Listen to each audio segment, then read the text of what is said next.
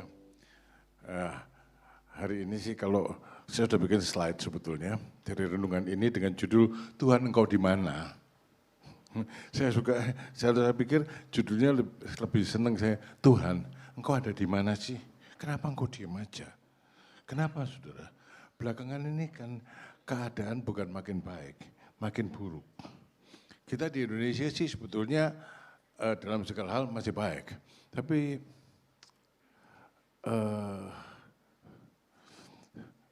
kemarin meletus perang toh, Amerika dan Israel menyerang Iran.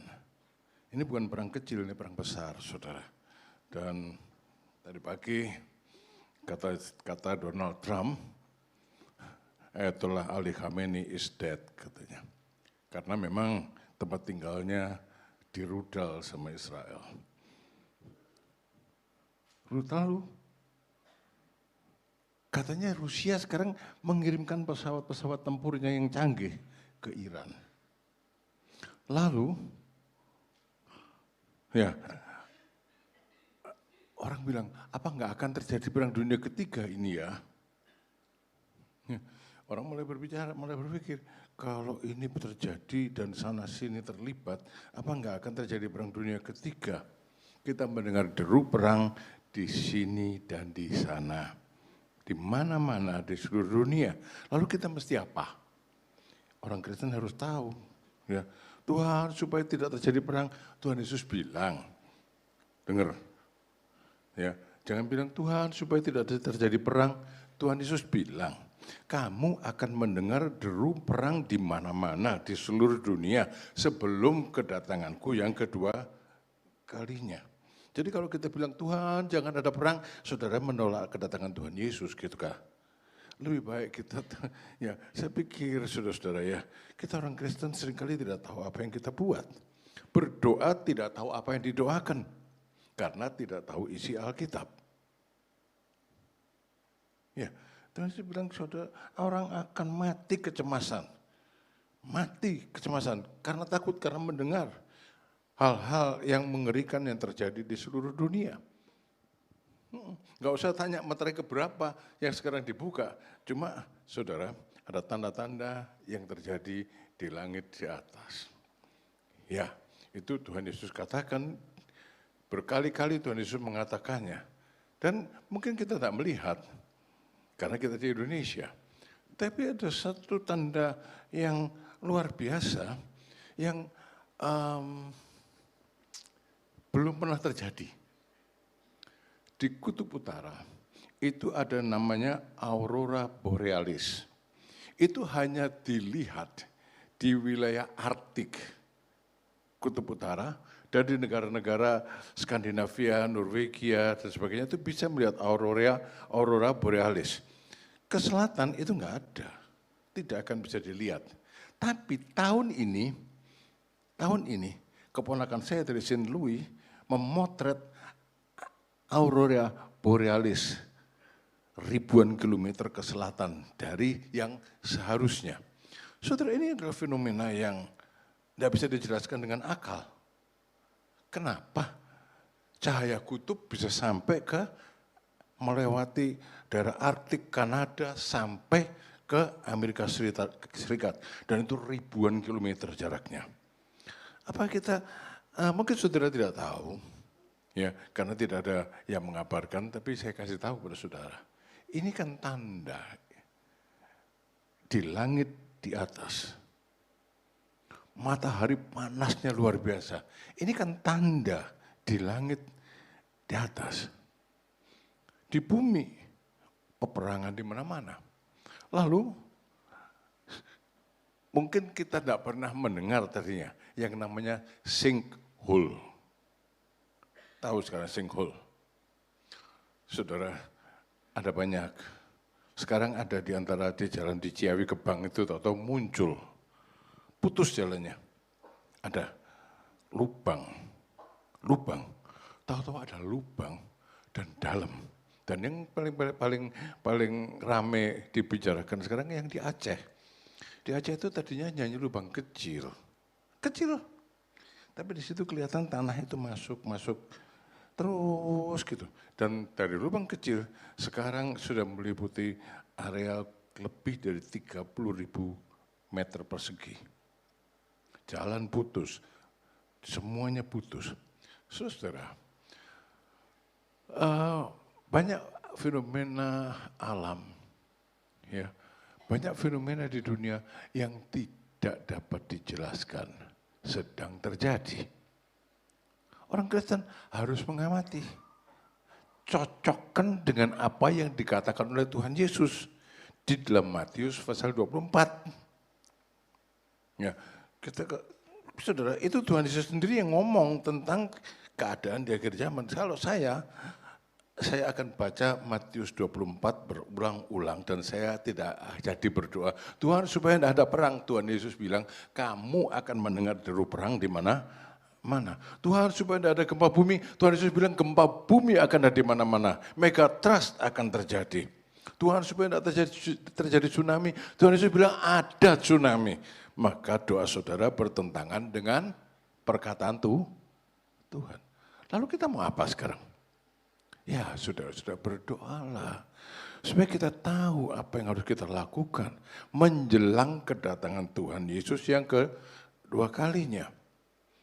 Menjelang kedatangan Tuhan Yesus yang kedua kalinya. Tuhan Yesus bilang, ya, akan ada tanda-tanda seperti itu. Orang menjadi bingung, tapi orang Kristen tidak boleh bingung. Sebab Tuhan Yesus bilang, tegaklah engkau menengadah. Orang-orang mati kecemasan karena takut, orang Kristen tidak cemas. Tegaklah engkau menengadah, pandang Tuhan, sebab kelepasan bagimu sudah dekat. Tapi kenyataannya hidup sekarang ini tidak baik. Ya, sampai lagunya meskipun gunung-gunung itu tak berpindah. Ya, memang nggak akan berpindah, saudara. Ya, ada kursi. Memang nggak akan berpindah. Nggak akan berpindah. Lebih tinggi ya gunungnya. Lebih tinggi ya. Ya. Dunia ini akan makin jahat dan makin jahat. Sampai kapan? Makin kacau dan makin kacau. Sampai kapan? Sampai antikris muncul. Ya. Tapi antikris bisa menghentikan kehebohan manusia di dunia, tapi dia tidak bisa menghentikan bencana-bencana alam. Dia tidak bisa menghentikan megatrust, dia tidak bisa menghentikan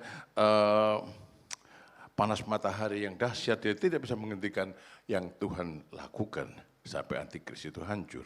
Saudara, terus terang saya bilang, kalau saya melihat kemajuan yang dicapai di Tiongkok, di kota Shenzhen, orang Tiongkok kalau belanja, bayarnya cukup gini.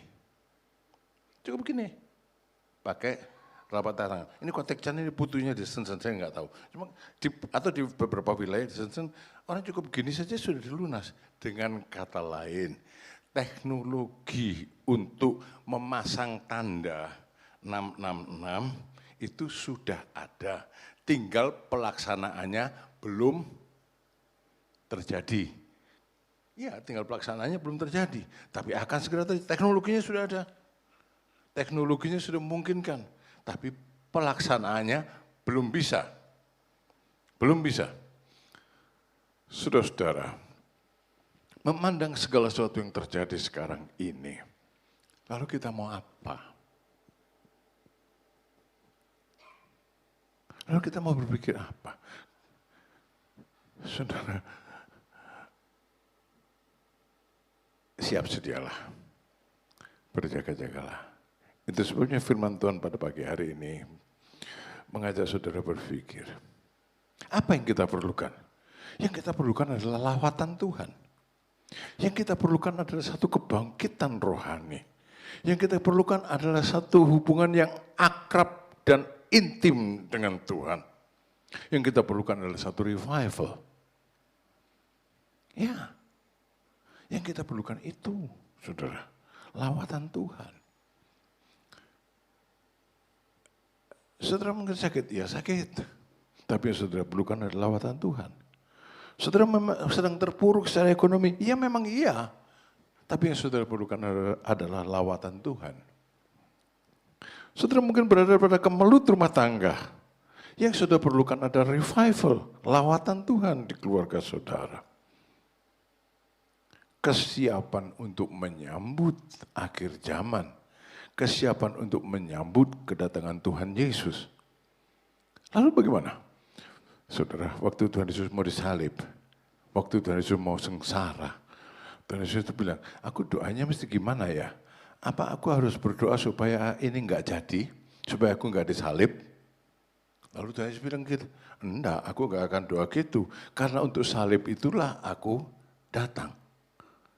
Aku berdoa supaya kehendak Allah yang dinyatakan. Kita di akhir zaman dengan tanda-tanda akhir zaman. Jangan berdoa untuk, oh Tuhan batalkan. Jangan ada gempa, jangan ada megatrust, jangan ada banjir, jangan ada ini, jangan ada itu. Tuhan bilang, loh itu kan terjadi sebagai tanda bahwa aku akan segera datang. Kalau engkau bilang supaya itu dibatalkan, apa engkau mau menolak kedatanganku? Saudara, sikap yang tepat apa? Cari wajah Tuhan. Tegaklah engkau menengadah. Cari wajah Tuhan. Supaya saudara mengalami hubungan yang akrab dengan Tuhan. Kehadiran Tuhan nyata. Tapi sekarang, Tuhan engkau ada di mana? Kenapa saudara-saudara? Karena ternyata kita bingung. Dalam kehidupan pribadi kita, seringkali kita bingung. Kenapa kejadiannya seperti ini ya? Aku dengar cerita begini, aku dengar cerita begitu. Orang mengalami mujizat, orang mengalami pertolongan Tuhan. Lah aku kok nggak ngalami apa-apa? Aku kok nggak ngalami apa-apa dalam hidup ini? Sebetulnya Tuhan kok ada di mana sih? Sudah doa, sudah puasa, sudah ibadah, sudah sekarang orang bilang bayar perpuluhan. Kita tidak bayar perpuluhan. Ya, kemarin ada saya lihat pendeta khotbah tentang bayar perpuluhan. Kita tidak bayar perpuluhan, saudara harus tahu. Persembahan. Persembahan. Mau memberikan, itu memberikan persembahan. Nggak mau memberi ya sudah. Nggak mau memberi ya sudah, karena itu sifatnya adalah persembahan. Bukan membayar. Ingat ya. Jangan pernah saudara bilang membayar perpuluhan. Saudara salah besar. Ini adalah persembahan. Ini adalah persembahan. Saudara, sudah memberikan persepuluhan ya. Kok masih keadaannya kayak gini? Ya tadi itu masalahnya. Saudara mempersembahkan atau membayar. Tuhan tidak minta dibayar. Tuhan itu tidak perlu dibayar saudara. Ya, Tuhan tidak pernah minta dibayar. Tapi apa kita punya satu cara yang benar? Apa kita punya sikap yang benar terhadap Tuhan? Tuhan kok ada di mana? Apa Tuhan sudah berubah? Saudara-saudara, di dalam dari PPP, judulnya adalah slide membuang dosa penghambat revival. Membuang dosa penghambat lawatan Allah. Slide berikutnya. Di dalam kitab Nabi Yesaya pasal 59 ayat 1 dan 2. Tuhan berkata kepada Nabi, melalui Nabi Yesaya, kepada orang Israel yang sedang terpuruk. Mereka terpuruk, sangat terpuruk. Tetangganya Aram merupakan ancaman terus-menerus. Di timur laut ada negara raksasa Assyria yang merupakan ancaman yang sangat kejam dan besar. Di selatan ada Mesir yang juga menjadi ancaman. Dalam segala hal mereka terpuruk. Lalu mereka pikir, dulu kan Tuhan menolong, ada mujizat, pertolongan Tuhan mengalahkan musuh dan sebagainya. Sekarang engkau ada di mana Tuhan? Kami makin terpuruk. Kami makin terpuruk, apalagi di zaman Raja Yotam. Waktu itu Nabi Yesaya bernubuat. Kami makin hancur. Raja Yotam bilang, ya sudahlah, Yahweh kayaknya sudah berubah. Aku sembah saja ilahnya orang Assyria. Apa kita mau gitu? Lalu Tuhan berkata kepada orang Israel, sesungguhnya tangan Tuhan tidak kurang panjang untuk menyelamatkan. Dan pendengarannya tidak kurang tajam untuk mendengar. Jadi tangannya bisa menjangkau, telinganya mendengar doa. Tetapi yang merupakan pemisah antara kamu dan Allahmu ialah segala kejahatanmu. Dan yang membuat dia menyembunyikan diri terhadap kamu sehingga ia tidak mendengar ialah segala dosamu. Slide berikutnya. Jadi berkali-kali saya mikir, Tuhan engkau ada di mana? Kenapa aku berdoa, aku ini dan itu kok enggak terjadi apa-apa? Saudara, Tuhan Yesus tidak berubah dulu dan sekarang dan selama-lamanya. Yang berubah itu saya, yang berubah itu saudara. Jadi kita mengira, banyak orang mengira, Tuhan engkau meninggalkan aku. Tuhan menjauh. Hidup makin kering. Ya, tapi Tuhan bilang bahwa masalahnya bukan pada tangan Allah yang tidak mampu menolong, masalahnya bukan pada telinga Allah yang tidak mampu mendengar. Masalahnya ada padamu, kata Tuhan. Masalahnya adalah padamu.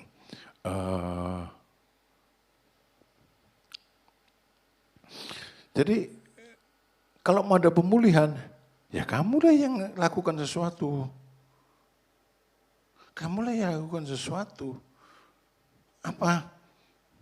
Cari. Di mana? Cari. Di mana masalahnya itu dimulai? Di mana engkau mulai masalah terhadap Tuhan?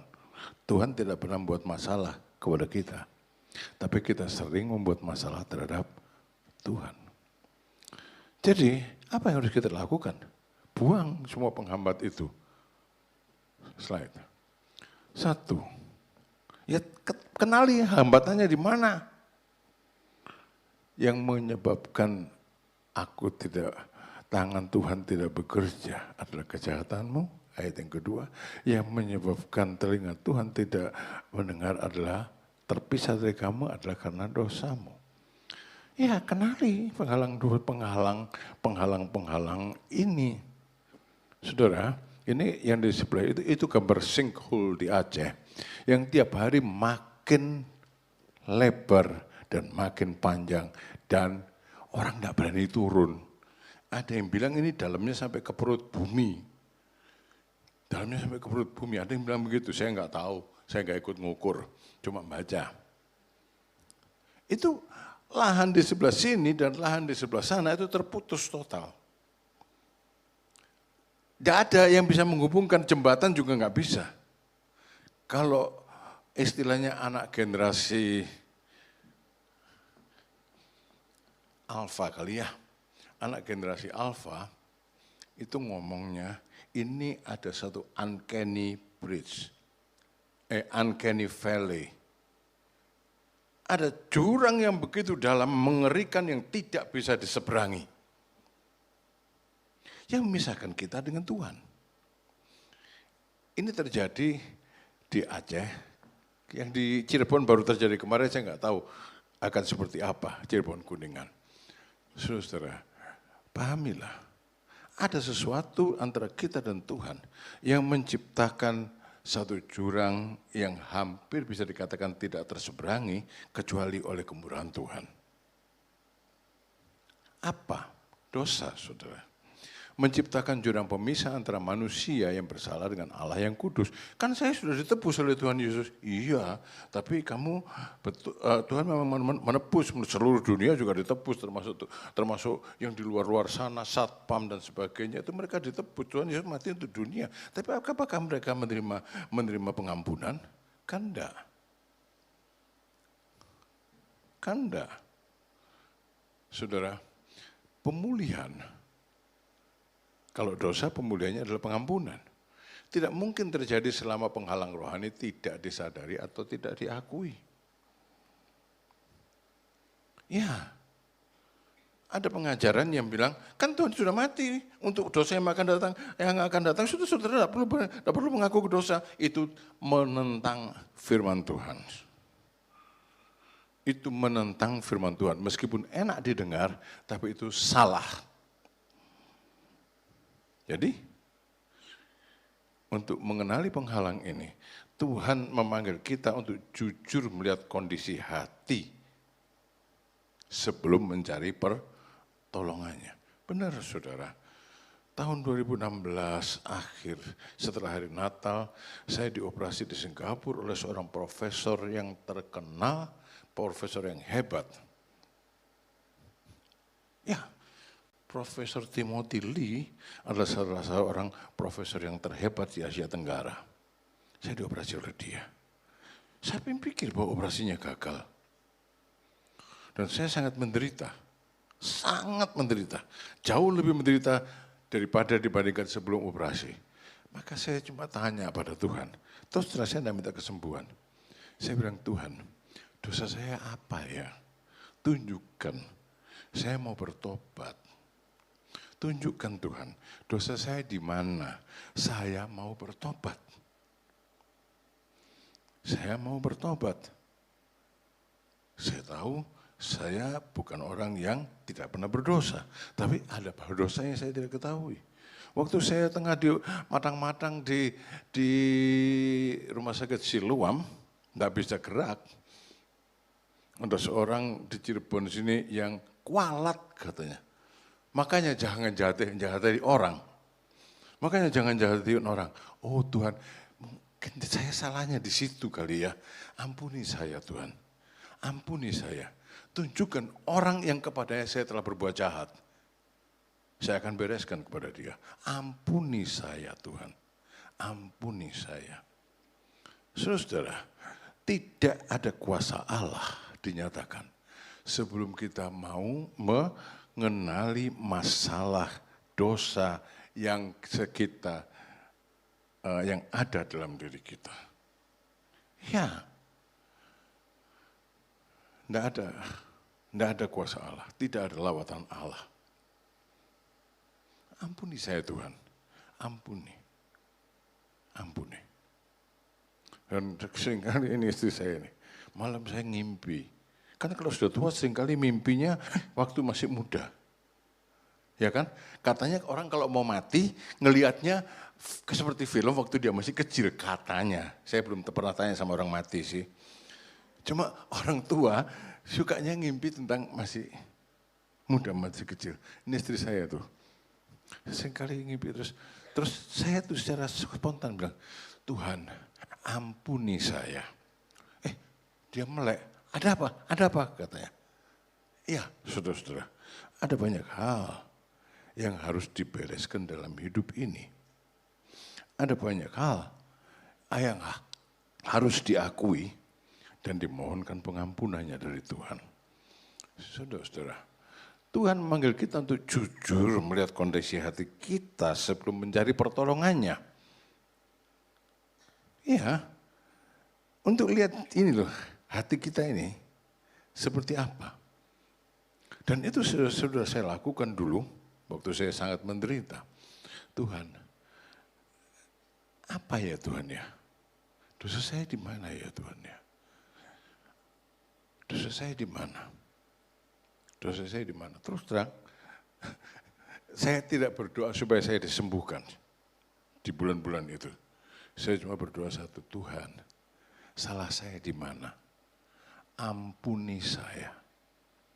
So, saya tahu, tangannya cukup panjang untuk menolong saya, tapi yang memisahkan saya dari Tuhan adalah kalau ada dosa dalam hati. Kalau ada dosa dalam hati. Dulu beberapa penatu dari jemaat kita mengunjungi saya dan saya bilang begitu, jangan bilang gitu dokter, jangan bilang gitu katanya. Saya bilang loh, ya harus bilang begitu, mau bilang apa lagi? Mau bilang apa lagi? Dosaku di mana ya Tuhan ya? Aku mau bertobat. Aku mau bertobat. Dan orang pikir saya mati. Ya, tapi ternyata enggak mati. Orang pikir saya akan pulang Dan seterusnya saya akan ada di kursi roda. Tapi ternyata saya masih bisa berdiri. Meskipun di rumah ada kursi roda. Ada kursi roda. Saudara, mari kita jujur melihat kondisi hati kita. Caranya gimana? Slide. Berdoalah, saudara. Berdoalah. Mungkin jalan di depan saudara itu ruwetnya kayak gini, saudara tidak tahu jalan yang dia tempuh. Jalan sini mentok, jalan situ mentok, dan seterusnya. Berdoalah. Seperti Raja Daud. Dia menyadari kemungkinan dosa dan kejahatan yang dilakukannya tanpa disadari. Jangan selalu merasa dirinya benar. Yang menjauhkan kita dari Tuhan terus terang, saudara. Kalau saya mengamati, banyak dari antara kita itu merasa dirinya sudah benar. Nggak pernah memikirkan salah saya di mana ya. Merasa dirinya sudah benar. Saudara, jangan pernah berpikir bahwa dirimu sudah benar. Memang dibenarkan, tapi aku tidak benar. Banyak dosa. Daud menyadari dan dia berdoa, selidiki aku ya Allah, dan kenalah hatiku, ujilah aku, dan kenalah pikiran-pikiranku. Lihatlah apakah jalanku serong, dan tuntunlah aku di jalan yang kekal. Ya, kan banyak dosa yang tidak kita sadari. Yang tahu Tuhan. Doalah, Tuhan, selidikilah aku, singkapkan mataku, supaya aku tahu isi hatiku, supaya aku tahu dosaku. Karena ini merupakan penghalang dari tangan Allah menjamah aku. Ini merupakan penghalang dari doaku sehingga Tuhan tidak mendengar doaku itu. Terpisah oleh satu lembah yang mengerikan. Uncanny Bridge itu adalah satu lembah yang mengerikan yang tidak bisa diseberangi. Ini Uncanny Bridge, Uncanny Valley. Itu adalah satu lembah, anak-anak sekarang punya istilah itu. Ya, adalah satu lembah yang mengerikan yang tak akan terseberangi oleh, tak bisa diseberangi oleh siapapun juga. Jadi gimana? Jangan biarkan itu menggerogoti kehidupan kita, makin luas seperti yang terjadi di Aceh, yang bisa menghentikan tangan Allah. Kapan tangan Allah menghentikan? Mulailah dengan benar. Saudara, sadari, kenali halangan-halangan, hambatan yang ada dalam diri saudara. Saya tidak menuduh, saya nggak tahu juga. Cuma saya tahu semua manusia podo. Ya, berdoalah, berdoalah. Berdoalah, minta supaya Tuhan menunjukkan kesalahanmu. Saya sudah menjalaninya dan saya bilang, Tuhan benar. Iya, berbulan-bulan saya cuma berdoa, Tuhan, jadilah kehendak-Mu. Berbulan-bulan saya cuma berdoa, Tuhan, tunjukkan dosaku. Singkapkan dosaku. Singkapkan dosaku. Singkapkan dosaku. Dan satu pagi saya bangun, aneh, Alkitab saya terbuka, dan saya lihat di situ perintah Tuhan Yesus tentang perjamuan kudus. Apa saya harus perjamuan kudus? Iya, sudah lama saya tidak ikut perjamuan kudus, karena saya di rumah sakit aja, matang-matang di rumah sakit. Saya panggil pendeta siapa ya? Jadi saya panggil adik saya, pendeta Edi. Lu ke sini, layani perjamuan kudus. Saudara-saudara, lakukan kehendak Tuhan. Perjamuan kudus menyembuhkan. Enggak, saudara, saya tidak percaya akan hal yang demikian. Tapi itu mengingatkan kembali pada korban Tuhan Yesus. Iman dibangkitkan kembali. Berdoalah, berdoalah. Kalau saudara sedang terpuruk, berdoalah. Tuhan, selidikilah aku.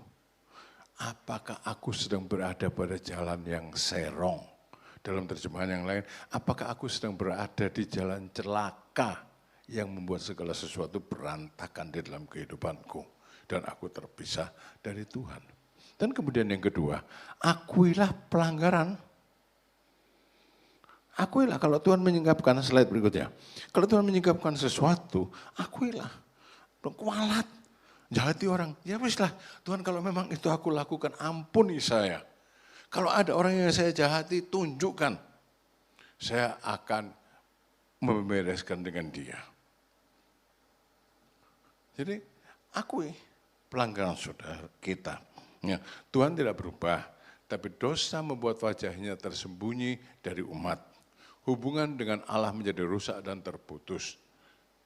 Terbentuk satu lembah yang tak terseberangi, ngarai yang tak terseberangi. Uncanny Valley. Pengakuan dosa dan keterbukaan di hadapan Allah adalah langkah pertama menuju pemulihan relasi dengannya, dengan Tuhan.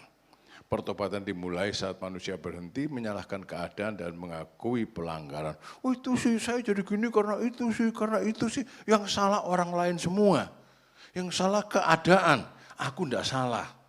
Rubah pikirannya saudara. Keadaan tidak salah, orang lain tidak salah, yang salah aku.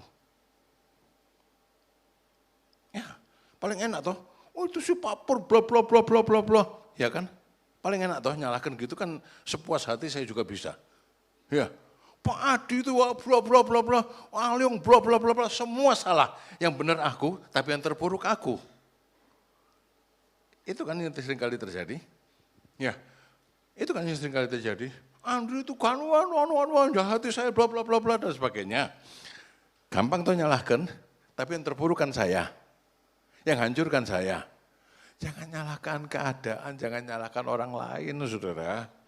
Apapun yang tengah saudara alami, apapun yang menghambat keadaan saudara, jangan menyalahkan orang lain, jangan cari kambing hitam. Cukup anak domba Allah yang sudah tersalib bagi kita, yang menanggung segala dosa kita, jangan cari kambing yang lain. Ya, jadi akui. Terbuka di hadapan Allah. Ya, akui dosamu. Pertobatan dimulai kapan? Pertobatan dimulai saat manusia berhenti menyalahkan keadaan dan mengakui pelanggaran. Slide berikutnya. Waktu itu saya terserang COVID. Tahun 2020 itu sifat COVID itu beda dengan yang dialami Pak Pur, itu COVID-nya beda, sama-sama COVID beda. Di tahun 2020, kalau orang terserang COVID, itu ingatannya ini berkabut. Ngerti berkabut? Tidak bisa mengingat dengan jelas. Tidak bisa mengingat dengan jelas, pikirannya kacau. Tidak bisa ingat dengan jelas segala sesuatu. Dan karena tidak bisa ingat dengan jelas dengan segala sesuatu, ya saya berdoa. Tapi sekali lagi saudara, saya tidak minta disembuhkan. Saya doa saya gini, Tuhan, saya mati tah. Tuhan saya mati tah. Siang malam saya tanya sama Tuhan, Tuhan saya ini akan mati tah, akan berakhir dengan kematian kah? Satu hari, satu pagi, saya di kamar mandi, Tuhan bilang, kamu tidak akan mati. Gitu ya. Kasih, berikan satu konfirmasi Tuhan, saya bilang. Dan saudara-saudara, saya mendapatkan ayat ini.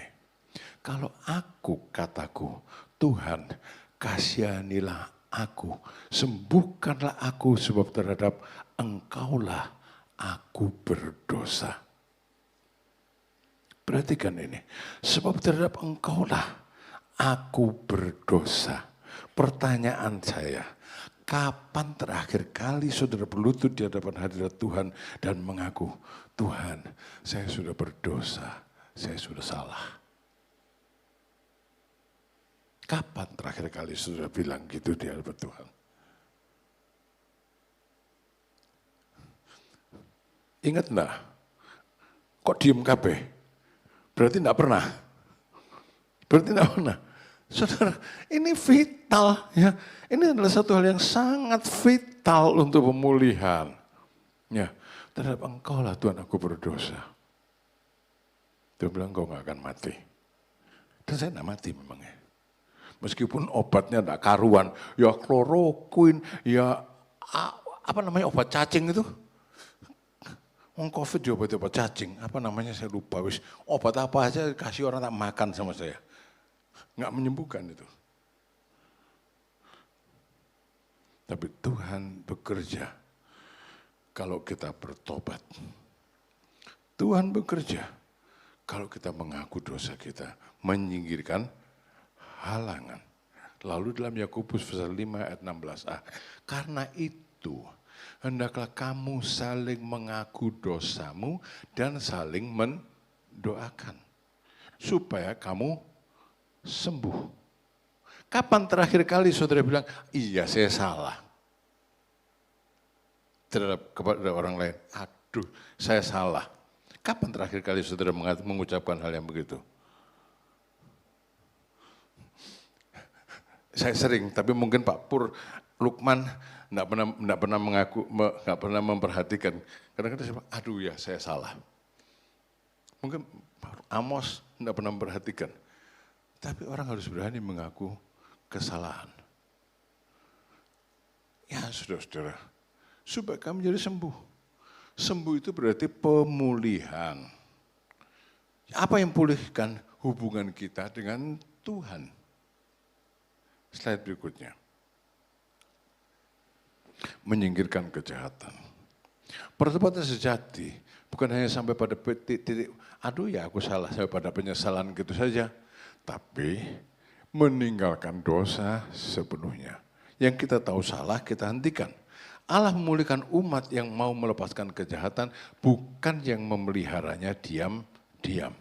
Menyembunyikannya, menyembunyikan pelanggarannya. Pemulihan rohani datang ketika hidup kembali diselaraskan dengan standar kekudusan Allah. Ya, dipulihkan dengan standar kekudusan Allah. Ada lawatan Tuhan. Slide terakhir. Merenungkan ini jadi saya teringat Zakheus. Zakheus itu kan kepala kantor pajak kota Yeriko. Sudah tahulah kepala kantor pajak sejak zaman sejak kantor pajak pertama didirikan, kepala kantor pajak itu, kepala pemungut cukai itu tidak jujur. Zakheus kepala pemungut cukai, kepala kantor pajak di Yeriko dan kaya. Tapi kekayaan tidak bisa membeli segalanya, saudara.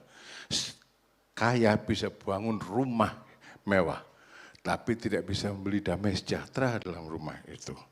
Kaya bisa beli tempat tidur yang paling enak ditiduri, tapi kekayaan tidak bisa membeli tidur yang nyenyak. Kaya bisa memberi makanan yang paling enak, tapi kekayaan tidak bisa menyebabkan kita makan enak.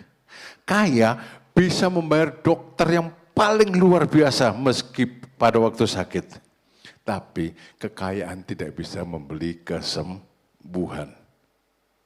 Ya, tidak bisa membeli kesembuhan.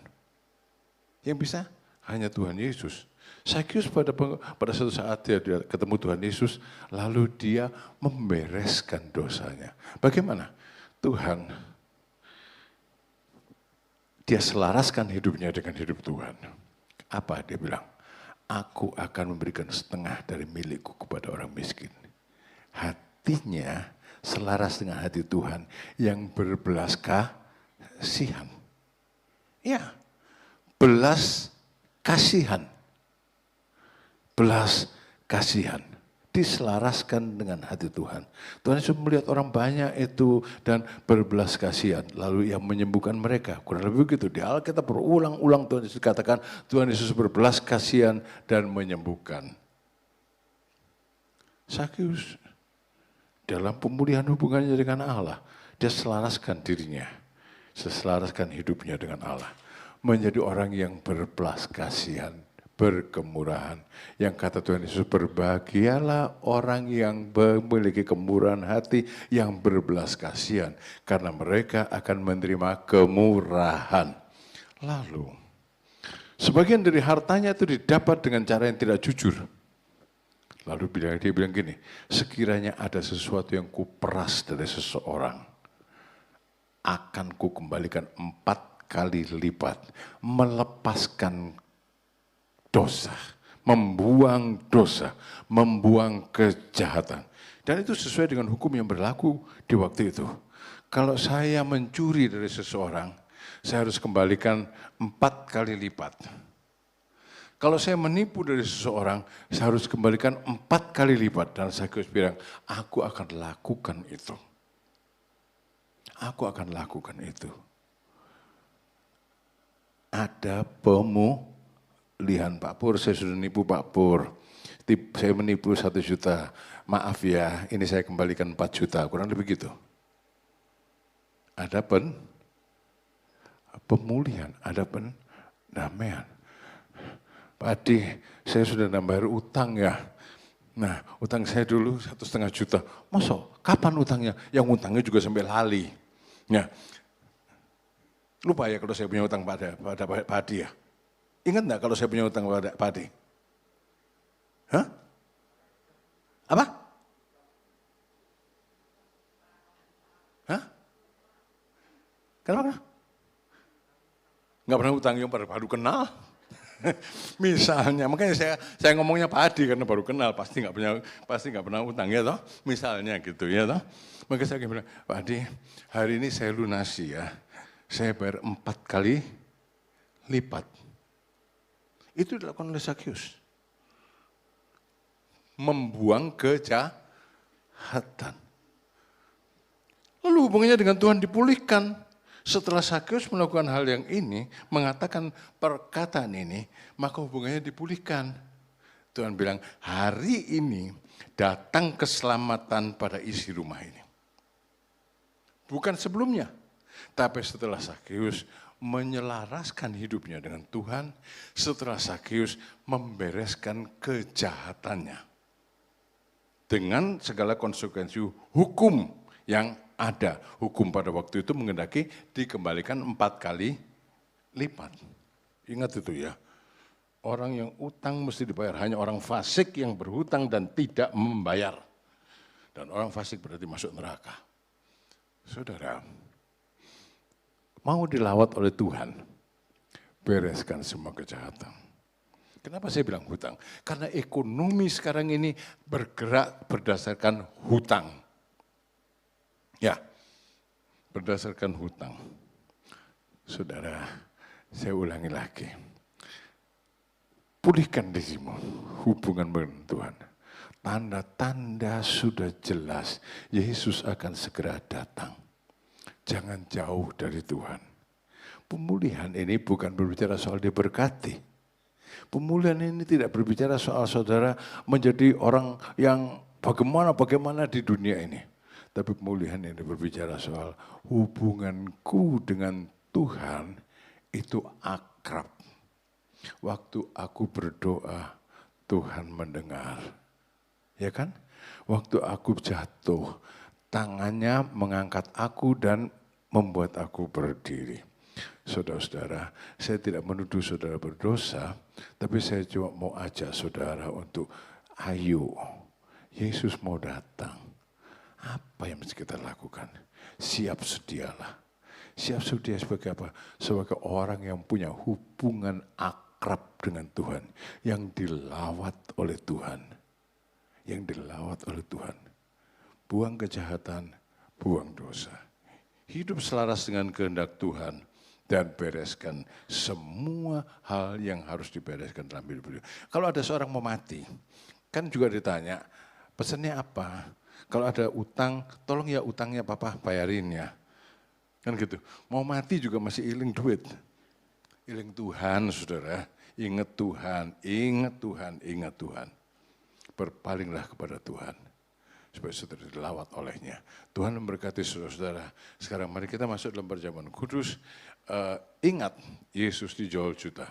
Ingat korbannya di kayu salib. Ingat penebusannya. Yang perlu kita lakukan hanya satu. Sadari kesalahan lalu perbaiki. Buang kejahatan lalu hiduplah dalam kebenaran.